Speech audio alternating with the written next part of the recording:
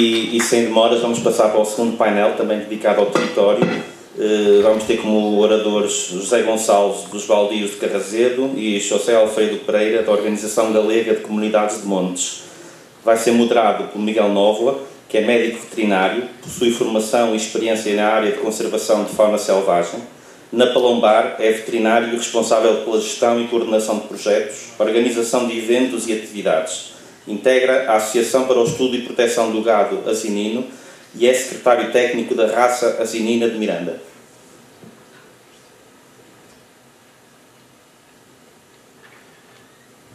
Então vamos ganhar algum tempo, vamos chamar à mesa José Gonçalves, representante, ou presidente da mesa da Assembleia dos Baldios de Carrazedo, e José, ia falar galego, Alfredo Pereira, da Organização Galega de Comunidade de Montes. Neste caso, e para vos apresentar desde já, o José Pereira está vinculado ao movimento de recuperação dos montes vecinales desde a década de 1970, formando parte da Coordenadora de Montes Vecinales de Pontevedra e da Coordenadora de Montes Vecinales da Galiza.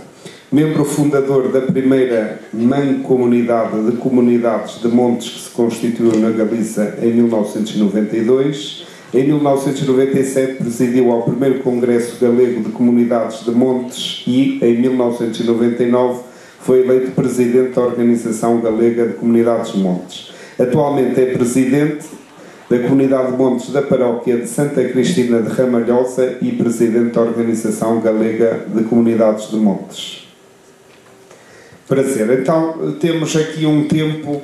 Mais que tudo, isto é uma reflexão, e a ideia deste painel e desta reflexão é nós compreendermos melhor este diamante por explorar que temos, que são os baldios, os montes comunais, como chamam os galegos.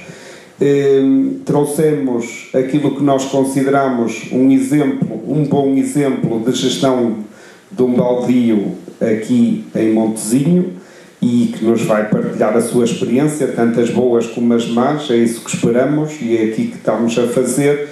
E trouxemos também o José Pereira, que nos vai trazer a experiência enorme que a Galiza tem adquirido na defesa dos seus valores, na luta contra, quando fizer sentido, contra parques eólicos, contra parques solares, na defesa de que uma percentagem desses valores fique com o território, seguindo exemplos também, como já existem na Escócia, em que as comunidades têm direito a investir nos próprios projetos que são instalados no seu território e, talvez com ele também aprendermos a dificuldade que existe destes fundos de investimento que se tornam extremamente difíceis de combater. Nós aquilo que temos que trazer, ou queremos trazer, é que sem nos unirmos, sem sermos um grupo, um coletivo, uma associação, um baldio bem organizado, sem participarmos nas consultas públicas, sem participarmos nas assembleias gerais dos municípios, das freguesias, não teremos qualquer hipótese de contestar aquilo que esteja errado para o nosso território. Felizmente, esta última pedido de prospeção levantou este grupo de trabalho, tornámos-nos um coletivo, estamos a trabalhar em conjunto. Trabalhar em conjunto é extremamente desafiante, chateamos-nos, temos diferentes opiniões, mas temos que conseguir, de alguma forma, criar algo que todos nos sentimos representados e que possamos ser muito expeditos, rápidos, com uma grande pressão de lobby junto dos políticos e junto das administrações, por forma a defender os nossos interesses. Mas isto é a visão geral. Vamos agora pedir, já me pediram para alongar um bocadinho dos 10 minutos e chegar aos 12, 13 minutos, vamos conceder dois bons exemplos que possam, no futuro, representar uma mudança nos baldios de Montezinho, da Serra da Nogueira, do Parque Natural do Douro Internacional e na rede de Sabor Maçãs, para que saiam da esfera política e fiquem de facto novamente no comando dos seus compartes, dos seus habitantes, e que possam decidir em favor das comunidades o bom investimento ou o mau investimento. Força Zé, vamos passar a primeira palavra. Ora, bom dia. Obrigado à organização e a todos pela oportunidade de estar aqui a participar e a partilhar um bocadinho de Carrazedo e dos baldios de Carrazedo. Foi-nos proposto como objetivos partilhar a nossa concepção sobre as potencialidades do território, refletir sobre o envolvimento dos cidadãos, em particular os compartes de baldios, na defesa dessas potencialidades do território. Portanto, vamos procurar falar um bocadinho sobre isto, então. A nossa Associação de Compartes dos Baldios de Carrazedo foi criada em dezembro de 2007. Propriedade comunitária, mas gerida em cogestão com o ICMF até o final de 2024. Os compartes são os habitantes ou proprietários da aldeia de Carrazedo que têm direito ao uso e fruição com os usos e costumes da comunidade.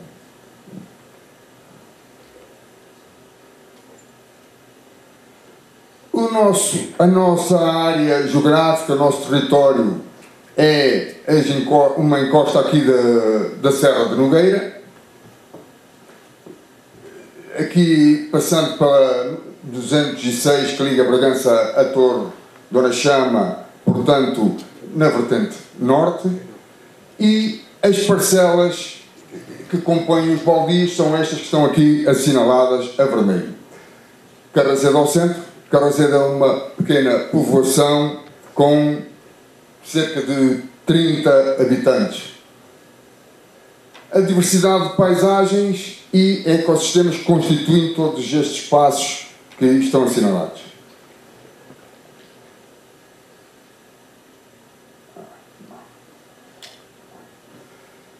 O território de baldios de Carrazedo enquadra-se na Rede Natura 2000 e na Zona de Proteção Especial de Sítio classificado Montezinho Nogueira.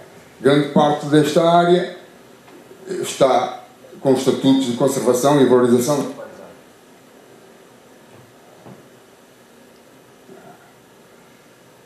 Este território florestal decorre da ocupação da aldeia pelos serviços florestais a partir dos anos 40, 50, 60 até 70.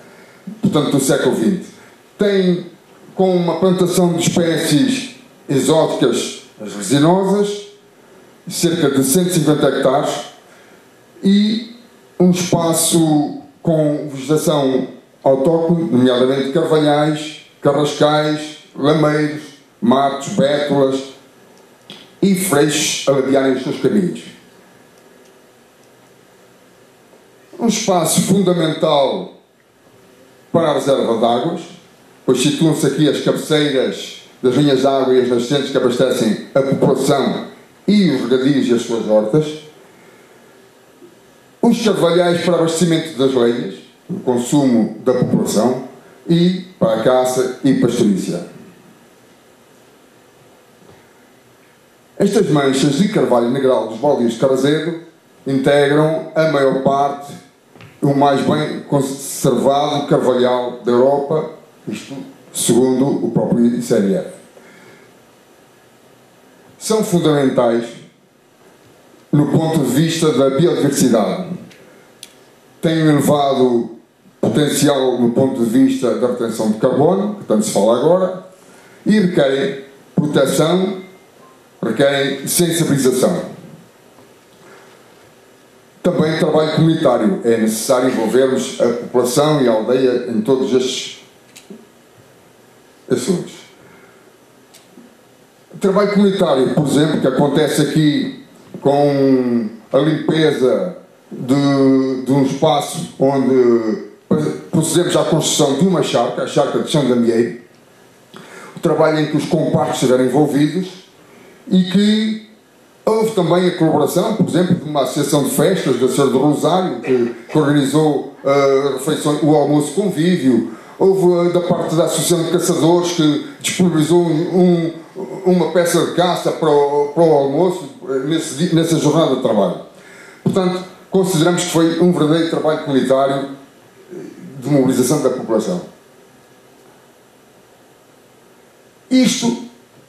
Essa charca de Chandamieiro, para evitar aquilo que um dos maiores perigos para a nossa biodiversidade.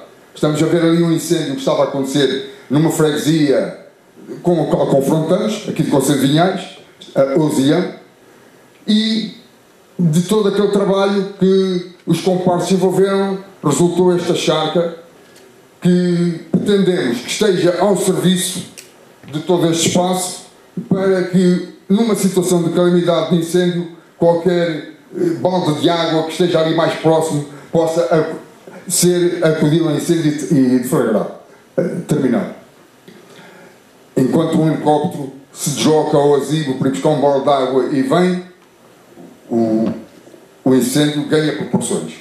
Portanto, temos aqui um espaço, neste momento, próximo, que pode ajudar a combater essas situações. As manchas de pinos são hoje um recurso económico significativo dos baldios. Na gestão da floresta de resinosas, estamos em estudo com contratos para assegurar a sustentabilidade e a sua rastreabilidade. Estamos em estudo porque nós somos uma associação com voluntários e que não temos capacidade técnica e de gestão e de tempo para podermos assegurar essas tarefas, para concorrer a projetos e todas essas situações. Procuramos desenvolver práticas de limpeza e manutenção que contribuam para promover a preservação e a resiliência dos nossos ecossistemas, abrindo caminhos, limpando aceiros, de forma a tornar a acessibilidade uma situação de emergência fácil e que não se ouça dizer na televisão que aquilo é para arder porque não há acessibilidade para lá chegar. Entre outros recursos, temos em curso um projeto de exploração de águas minerais que tem sofrido alguns contratempos, mas que neste momento está em curso e do qual a Associação dos Baldios é acionista. E eu falo neste recurso porque das várias sessões de esclarecimento que tivemos nas empresas da prospecção mineira, acho que foi algo que os fez travar um bocadinho, porque contra as águas tinham que meter travão. Temos aqui também um estudo dos bosques de carvalho negral, em colaboração com o IPB, um estudo que tem estado a ser desenvolvido com parte dos baldios de Carrazedo, que está aqui presente na sala, procurando realça a importância de valorizar e conservar áreas florestais maduras que resistiram no tempo a uma intervenção humana intensiva.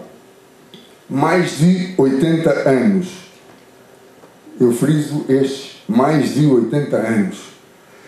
Recomenda que a área possa ser classificada como uma micro-reserva, salvaguardando os valores da flora, da fauna, do solo, história e para melhor defender o seu estatuto.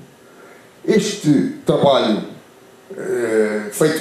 desenvolvido por um dos nossos comparses, também nos traz a certeza de que estamos acompanhados, estamos apoiados com alguém que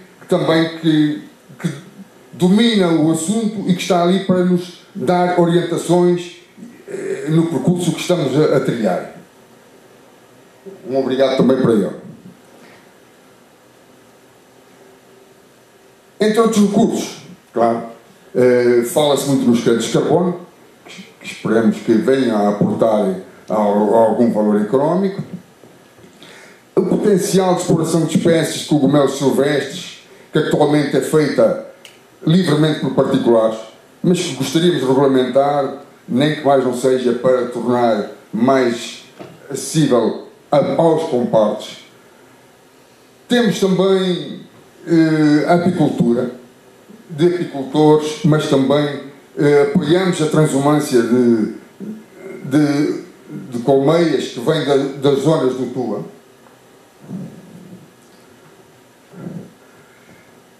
E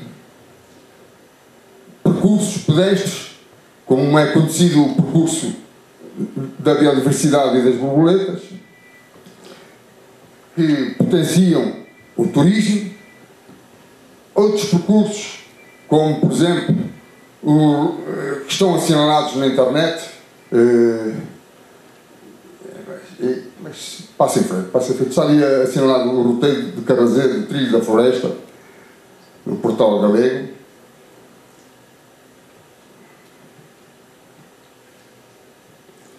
Na aldeia, um casal de jovens também abriu uma exploração turística de percursos a cavalo.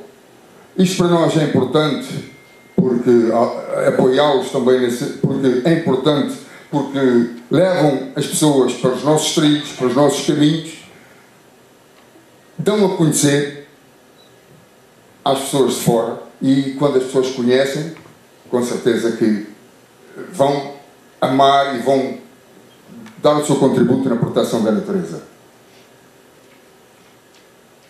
Também temos unidades de alojamento local.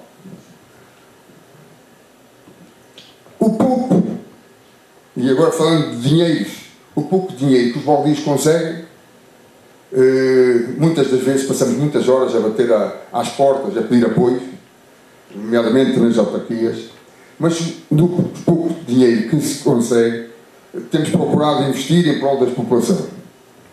Por exemplo, adquirimos a Casa do Abade, em estado de ruína, no centro da aldeia.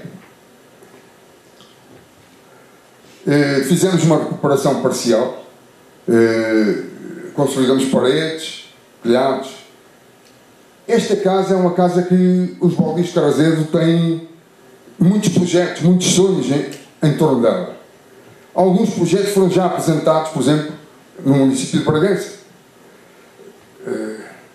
É um projeto que, por exemplo, que tinha a ver com a ciência, com o conhecimento, em que pretendíamos fazer isto um espaço de alojamento, com algumas unidades de alojamento e com ateliês e espaços de trabalho, para que universidades, IPB, na área da arqueologia, na área da zoologia,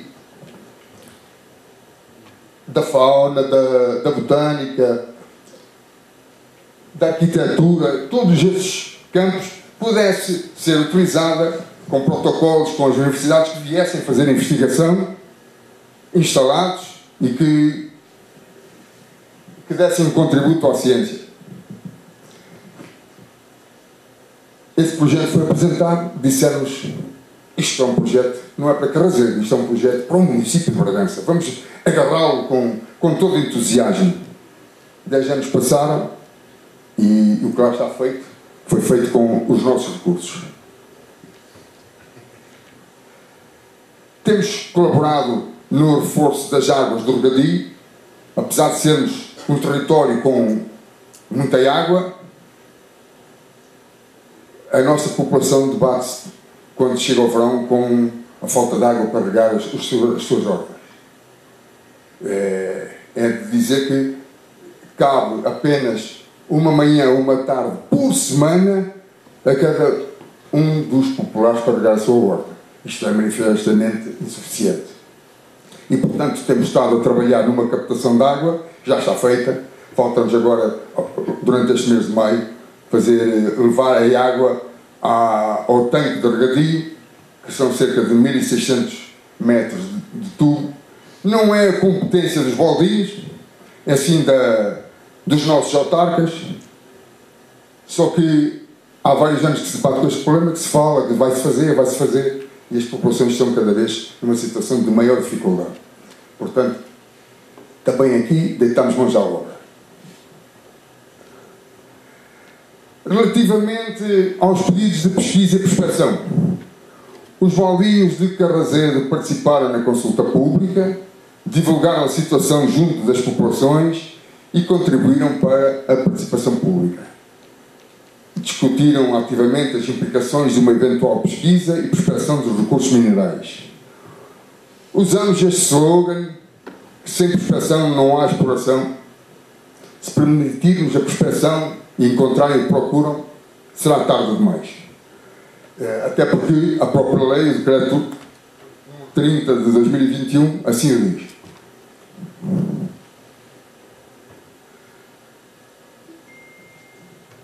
Contribuímos, penso eu também, com uma grande interação nas redes sociais, com partes especializados mais nesta área da sustentabilidade, que todos os dias nos transmitem informação, põe informação na internet, sempre atualizada, e portanto contribuímos para uma sessão de esclarecimento que foi a última, aconteceu em Carrazedo no dia 22 de novembro, depois de ter fechado a sessão de participação, no dia 4, contribuímos para essa sessão de esclarecimento participada.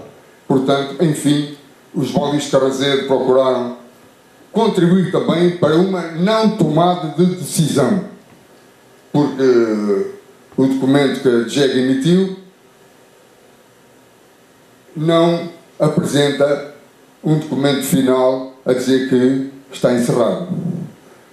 Nesse sentido, parece-nos que temos que continuar a ter cuidado com estes e outros pedidos, porque em nome do verde não podemos destruir o verde que demorou anos e anos a constituir-se. As pessoas que contribuíram para esta biodiversidade, para as florestas maduras, como dizia ali o Eduardo, tem mais de 80 anos, 100 anos, e essas pessoas já cá não estão. Uma floresta destas demora muitos anos a constituir-se. As minas, em poucas horas, em poucos dias, conseguem arrasar tudo isso. Os baldios de Carrazedo consideram relevante preservar o património da comunidade e as potencialidades que ele encerra e aqui foram referidas. Um obrigado pelo convite e pela vossa atenção.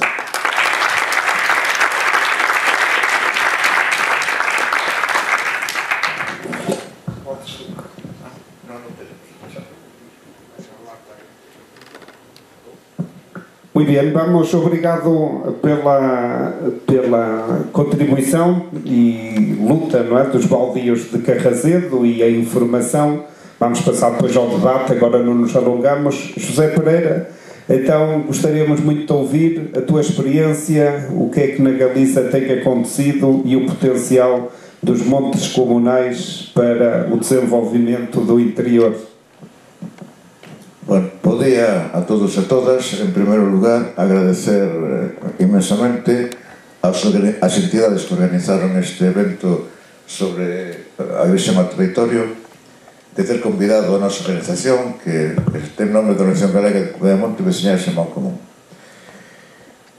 Bueno, eu creo que está fora de toda a dúbida que as industrias extractivas son as actividades máis agresivas ao territorio e máis agresivas, sobre todo, as poboacións que habitan eses territorios.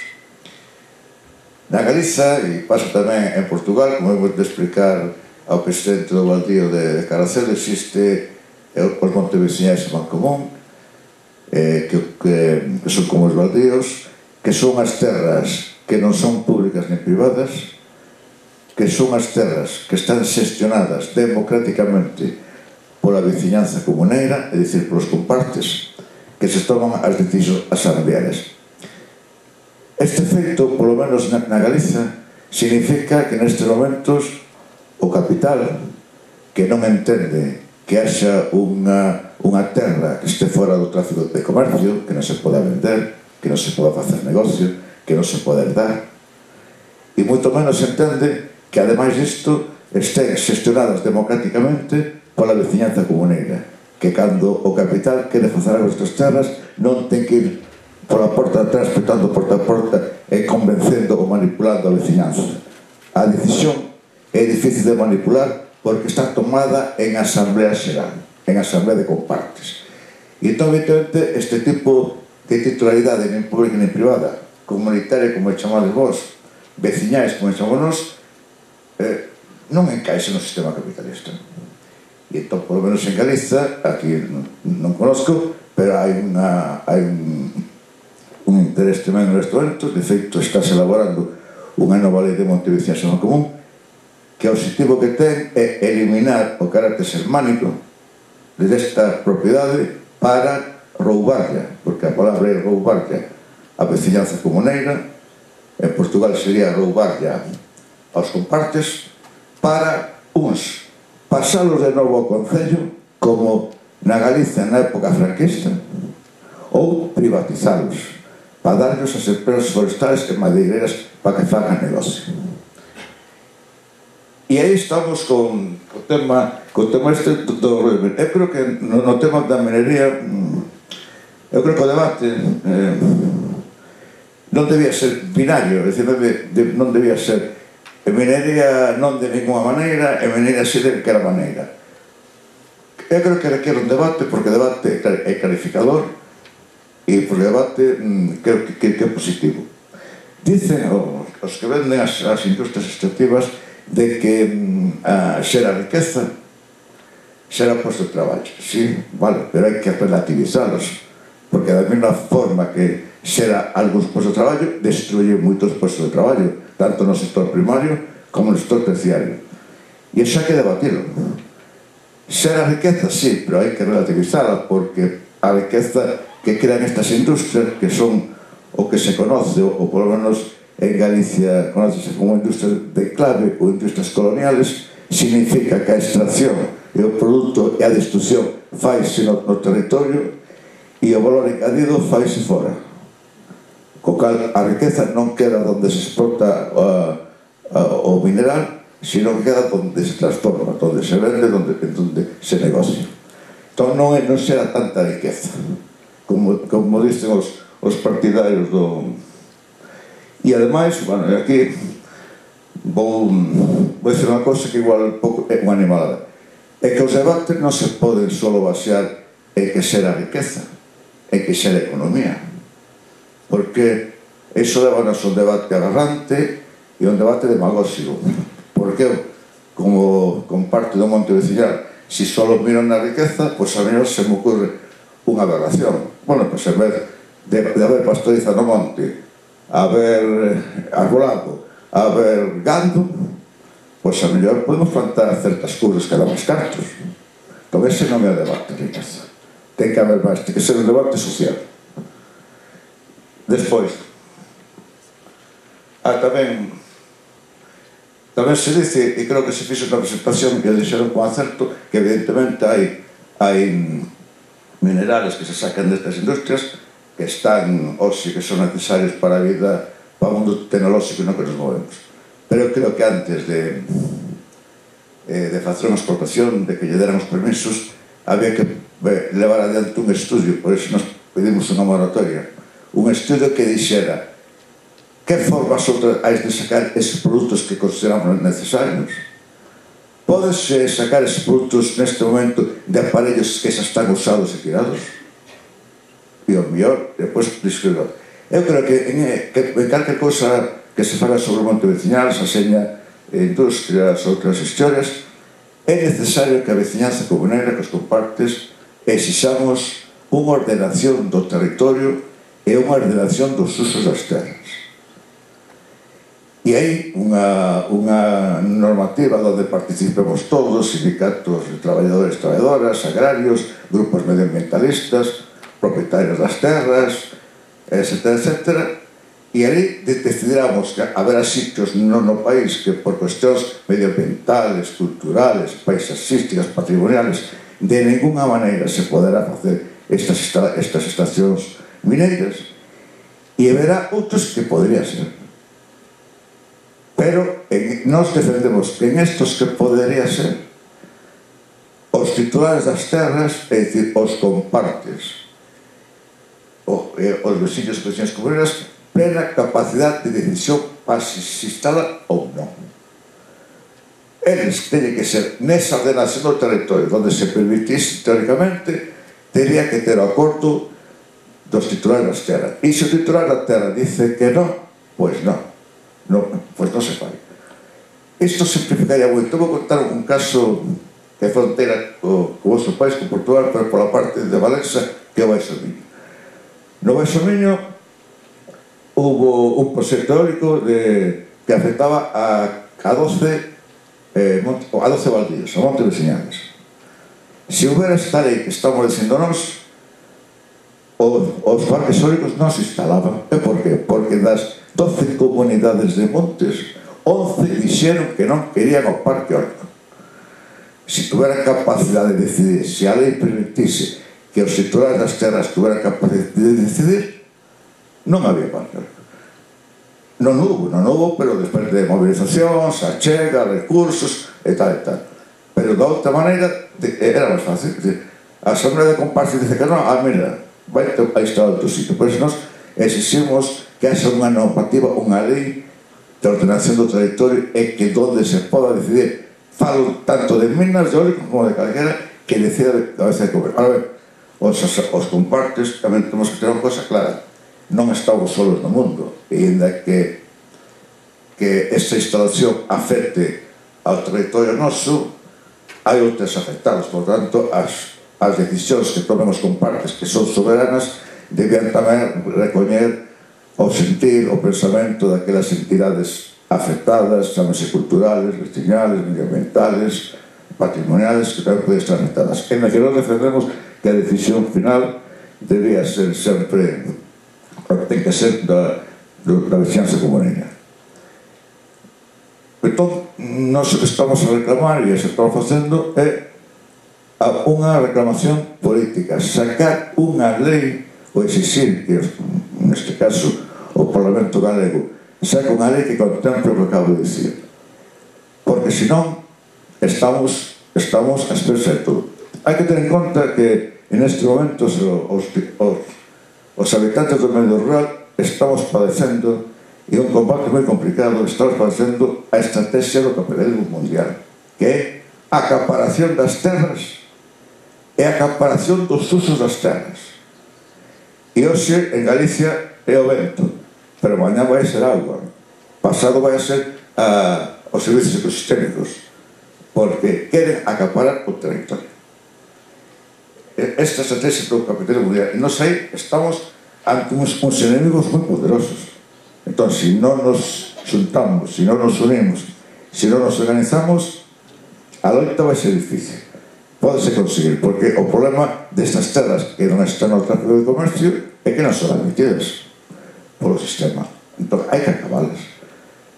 O mellor ten daqui desde Portugal, mirade se posible o que estou dicindo, pero que hai unha lei en curso de montes veciñales que dice claramente que os montes deixan de ser sermánicos, e iso significa son totalmente privados. Se pasa de estar traballando no dereito sermánico, que pasa os baldíos, e pasamos ao dereito privado, o cal é unha finca privada como pode ser a nosa casa ou a nosa veiga. E isto caixa todo, e encaixa, e despois tamén conta a ventaxa de que nos territorios onde se queren montar estas instalacións agresivas, que aparte de ser agresivas atentan contra tamén que a salud das persoas, en territorios desocupados. Porque hubo unha política previa do capital de ir eliminando poboación no rural, e que quede ser. Entón, claro, mentras esa poboación, mentras esa organización no rural, que sexan capaces, ou que sexamos capaces de montar unha comisión de afectados para defendernos, ben, é que se estamos no momento en que moita xente rural fala de Galicia. No rural galego xa non hai nin 4 persoas que sexan capaces de levantar unha pancarta que digan eólicos non. E mañá, cando nin esas 4 persoas pagaron a pancarta, vía libre para a capital. Este é o proceso que estamos. Xa digo en Galicia, non sei, en Portugal non sei exactamente o que pasa. Entón, nós entendemos, como partes galegos, entendemos que a solución para estas historias, para estas agresións contra estas terras, a nosa clave fundamental é conseguir unha legislación a caída, unha legislación que contemple todo isto. Pero mentras isto non se consiga, porque as legislacións van a medio e a longo prazo, eu creo que a única alternativa que nos queda a veciñanza comunera, os compartes ante estas agresións contra o territorio e contra as poblacións do territorio, é a movilización, a organización, a creación de comisión de afectados, a información a todos os veciños e veciñas que podamos, e despois a movilización, porque a movilización é efectiva. Se pegamos o repaso a toda a historia das loitas sociales que hubo en todo o mundo, as melloras que conseguiron as clases, as maiorías sociales, non lles regalou o poderoso, arrancaronlles o poderoso. E iso, na loita que estamos, aí a loita non cambiou. Temos que mobilizarnos para que, ao final, o territorio galego e o territorio portugués sea multifuncional e sustentable, donde podamos vivir con calidad de vida. Pero para isto, creo que é importante, aparte con lo que este encontro vale, si cada para crear relacións e intercambios entre os dos países, porque estamos ante un ataque que é mundial. É o mesmo que me chama moita atención cando hai estudios por aí de organismos internacionales, a FAO, a ONU, a Unión Europea, que dice que o problema do monte é que non pode estar en poucas mans, e que ten que ser o protagonista son os propietarios. Bueno, isto en Portugal e en Galicia levámoslo feito dende tempos inmemoriales. O que dice que é futuro nestas terras xa lo vamos feito dende o século IV, porque os montes veciñales, os baldíos, son de moitos e de moitas, están repartidos, e porque quem decide nos montes veciñales é a Asamblea de Compartes. E o que nos extraña, por lo menos en Galiza, é que ante estes pensamentos de futuro cos que concordamos, bueno, pues o capital quere volver a pasar, quere volver a privatizar os montes. E ante isto, creo que ten que ser un hábito común, xa dicimos, non sei, creo que a clave está na organización da sociedade e na movilización. Obrigado.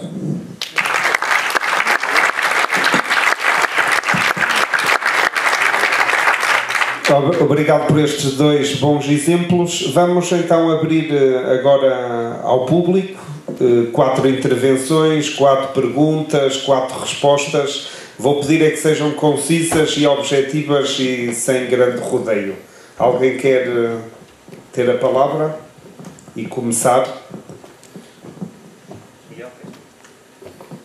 1, 2, podem se inscrever, que eu preferia fazer 4 e depois passamos a palavra aos oradores. Bem, bom dia, muito obrigado pelas comunicações.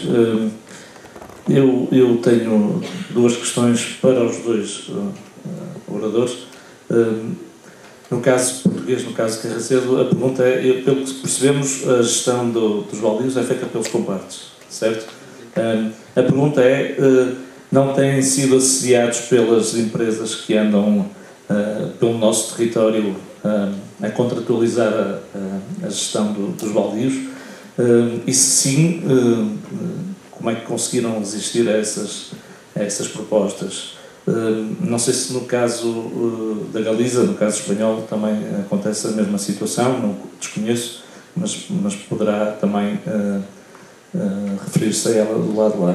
Depois, voltando a Carracedo, a determinada altura referiu o projeto do mercado de carbono. E eu pelo que percebi das suas palavras, percebi alguma ansiedade pela chegada desse mercado. E eu gostava de perceber porque é que há essa vontade por esse mercado. E era isto. E também serve para o caso espanhol, para o caso galego. Muito bem, vamos fazer então 2 perguntas, em vez de 4. Está este senhor aqui e depois respondemos tudo de seguida. Vamos a esta.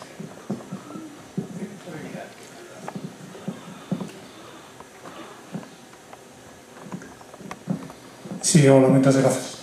Quería preguntar aos dos tamén se consideran a industria forestal extractiva,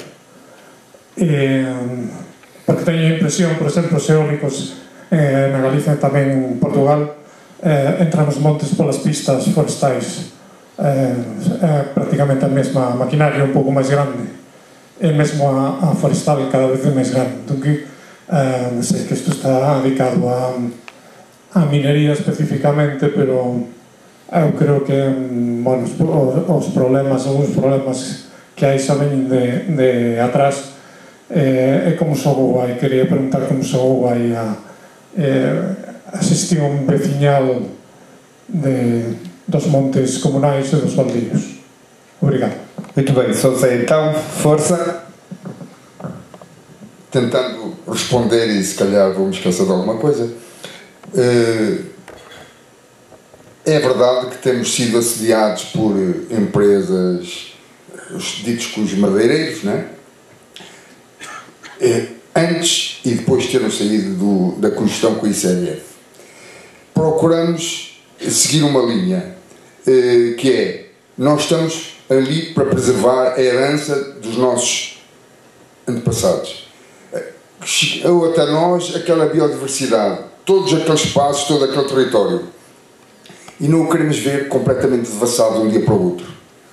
E todos esses contratos dão promessas para 20 anos, mas não garantem o que ficará daqui a 20 anos. E portanto nós queremos fazer uma gestão cuidadosa, por isso é que não nos entregamos a ninguém, queremos fazer uma gestão cuidadosa, assessorados, como disse há bocado também, ali com o conhecimento do Eduardo e das nossas vivências, de forma que sabemos que temos que ter recursos económicos, é verdade, nós precisamos deles, para poder fazer algum do trabalho que temos andado a fazer, precisamos de recursos económicos. Teremos que sacrificar alguma coisa, se calhar, pouco a pouco, as resinosas poderão aportar com algum contributo, mas queremos fazê-lo de uma forma faseada e deixando no terreno algo que daqui a 20 ou 30 anos as gerações futuras encontrem o que nós encontramos, portanto, sem lapidar o património e com muito respeito pela natureza.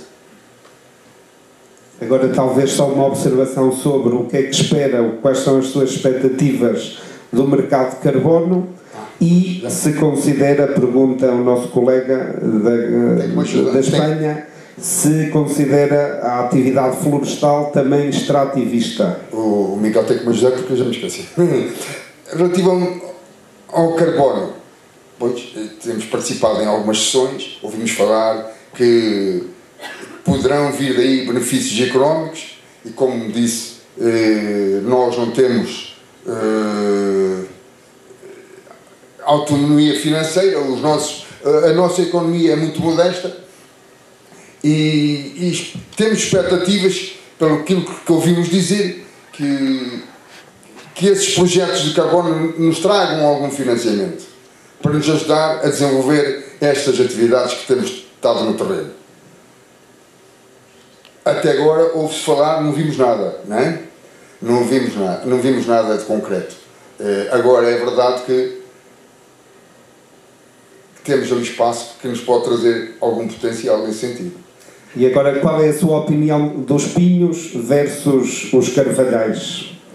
Ou se vai voltar a pôr pinhos onde cortar, nem vai voltar a fazer floresta de pinhos, ou vai transformá-la num carvalhal? Pronto, pinhos temos cerca de 150 hectares.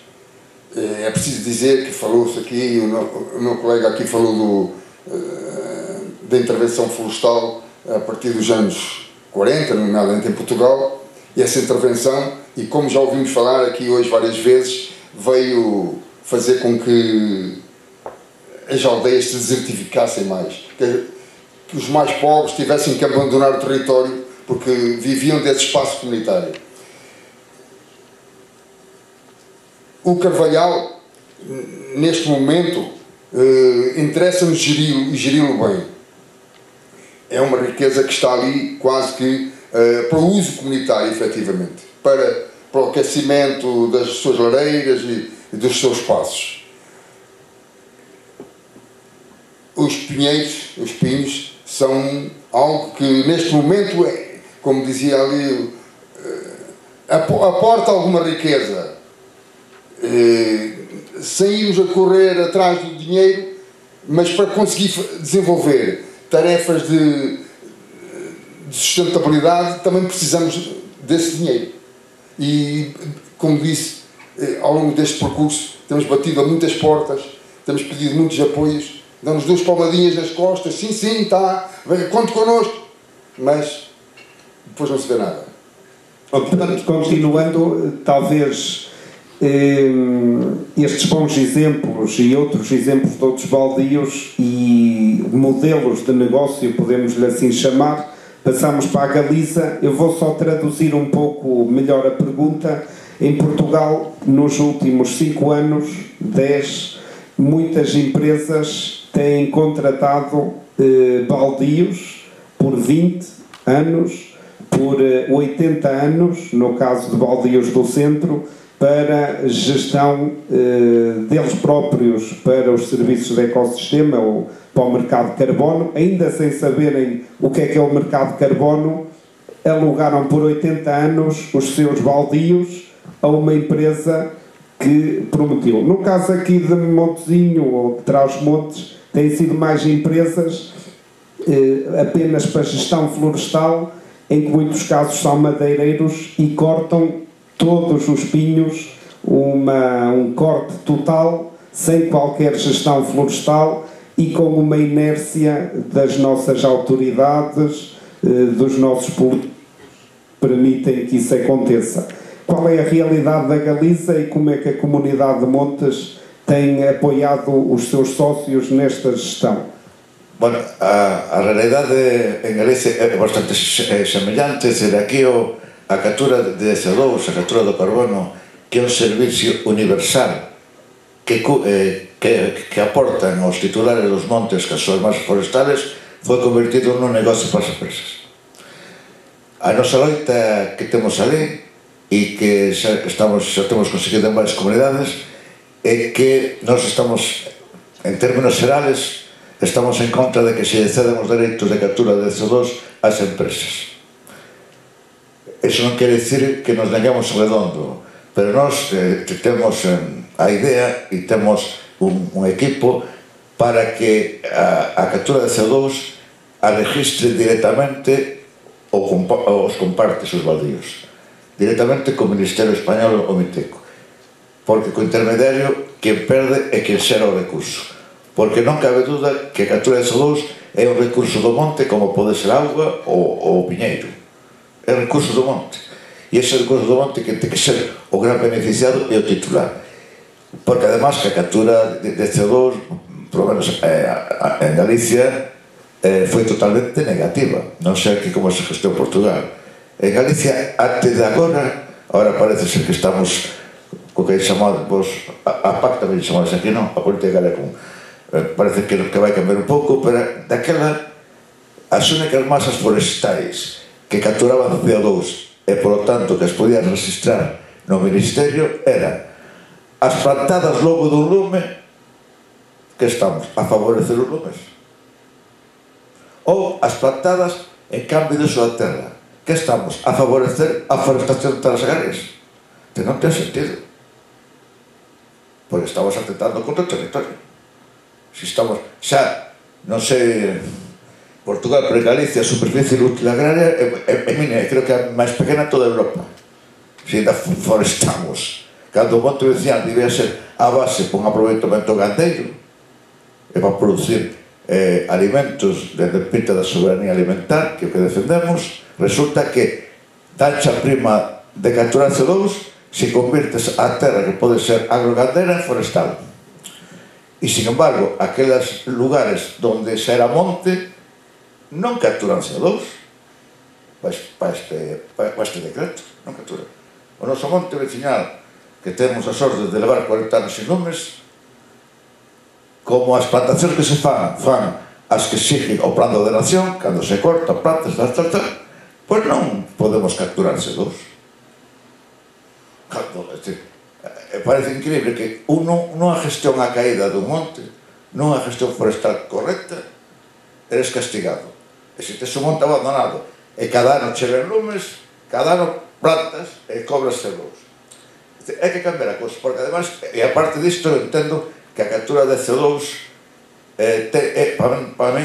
para nós é un servicio universal, é para que disfrute todo o mundo, sexa comparte ou non compartes. Por lo tanto, a compensación por esa captura non debía vir dun mercado capitalista, debía vir do Estado que nos presta a todos a través de porcentaxe de axudas, de primas a que se fixe poboación, etc. Pero non é negocio, hai que convertir un dereito medioambiental que ten que ser universal nun negocio do capital. Muito bem. Então, mais duas perguntas. Aquele senhor... Alguém? Temos aqui o Rui.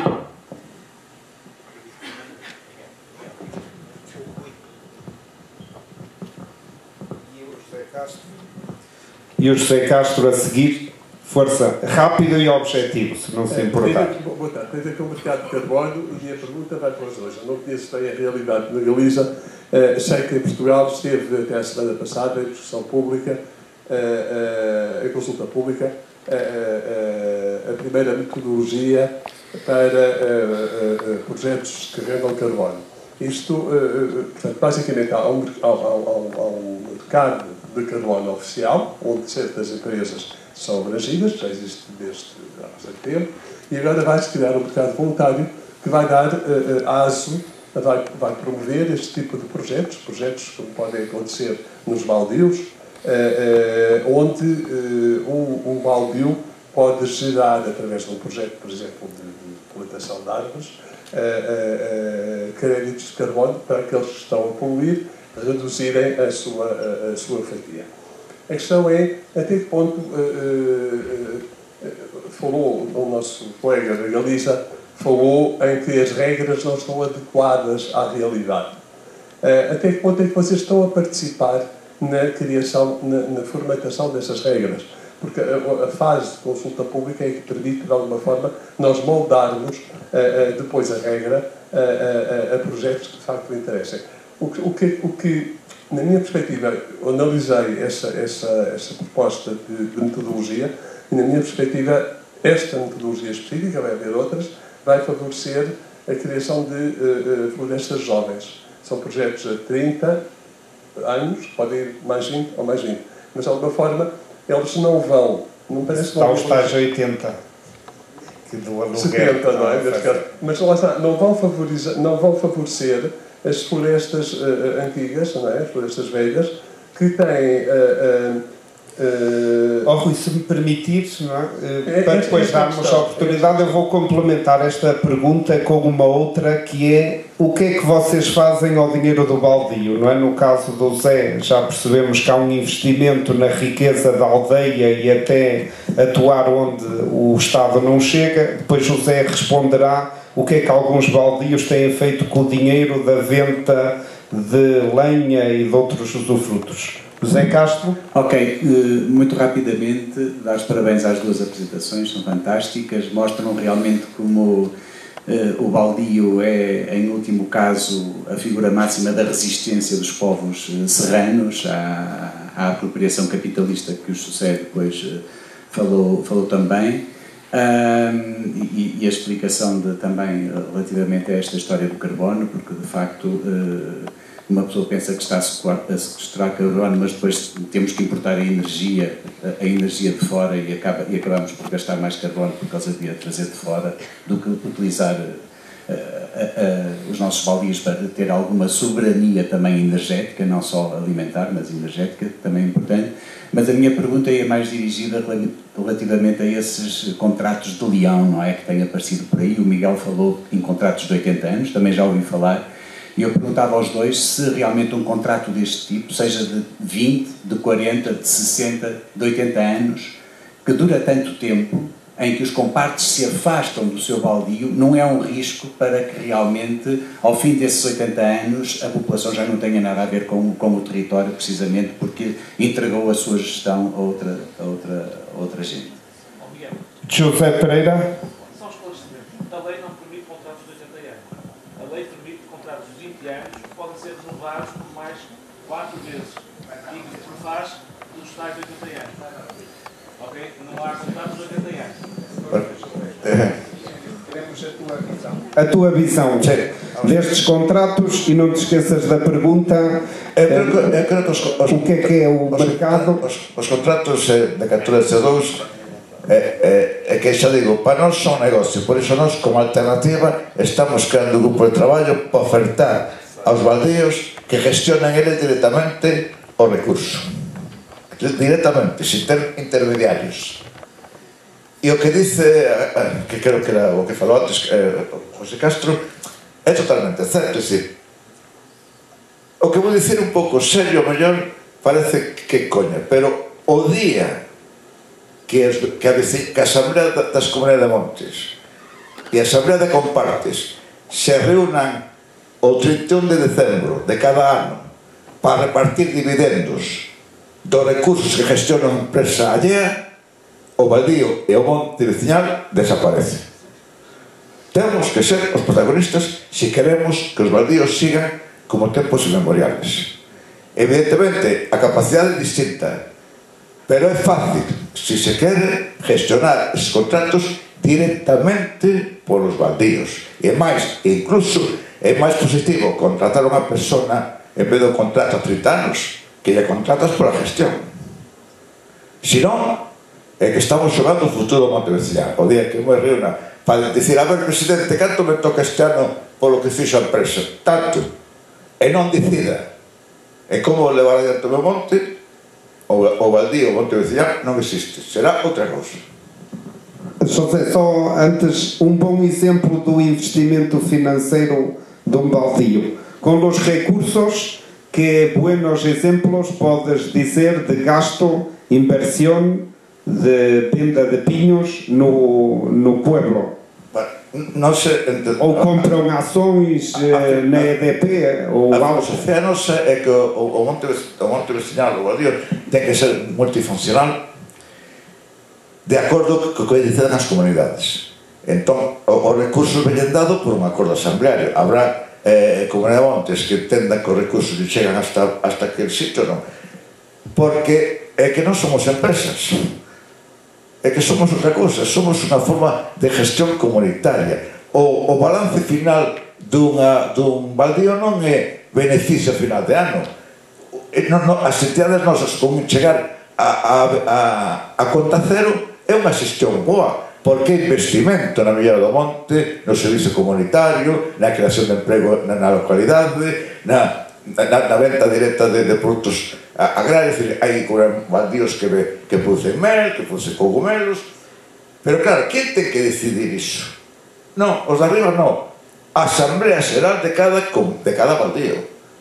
Os comparte, cada vez ten que decir como pôr en valor o seu monte, que se queremos que teña futuro, non pode ser monoproductivista, ten que ser diversificado en moitos sitios, porque ademais a historia está clara. É dicir, unha das causas estruturales, xa digo, eu falo máis de Galicia que de Portugal, claro, unha das causas estruturales dos lumes en Galicia é a forestación en monocultivo e o desorden das masas boscosas. Esa é a causa, e o abandono da xente do rural. Esa é a causa estrutural dos lumes. E aqueles montes que xa hai algúns que camiñamos hacia o monte multifuncional asustado ao que quera absente, bueno, pois arde menos, eu xa digo, 40 anos en lume, non son un veciñal, e alrededor todos lume. Porque se propone un caso moi extremo, como montes, unha sola de compartes que dice que quere o monte veciñal para pasear, ese monte non arde. Por que? Porque é o que quere a veciñanza comuneira, é o que queren os compartes, son os protagonistas dese monte, e por tanto non arde. Muito obrigado. Agora, Zé, a tua visão e em jeito de conclusão, como é que imagina o futuro dos baldios aqui na nossa Montezinho e Serra da Nogueira? Respondendo um bocadinho ali ao potencial do carbono e sem conhecimento específico do assunto, mas daquilo que a gente vai ouvindo, pode ser um perigo. Pode ser um perigo porque, como disse, as florestas maduras não têm cabimento. Mais uma vez, estamos na mão das empresas que querem explorar a madeira. É muito fácil de chegar lá e aquilo arde, planta-se de novo e depois já volta. Portanto, esse é um dos riscos. Esse é um dos riscos que as empresas de exploração da madeira, algumas delas, têm outra aliciante para as populações. Entre elas, algumas, por exemplo, quase que garantiam aquele rendimento certo, mesmo que houvesse fogos. E as pessoas têm medo dos incêndios. Diz assim, vem um fósforo e de um dia para o outro ficamos sem nada. Portanto, isso também cria algum risco. Porque assim, vocês não querem? Amanhã pode haver um fogo a acontecer na região. Portanto, as duas situações, quer a do carbono, quer das empresas madeireiras que andam a explorar, trazem-nos essa grande preocupação. E assim, obrigado a todos por este momento. Haveria mais perguntas. Uma salva de palmas.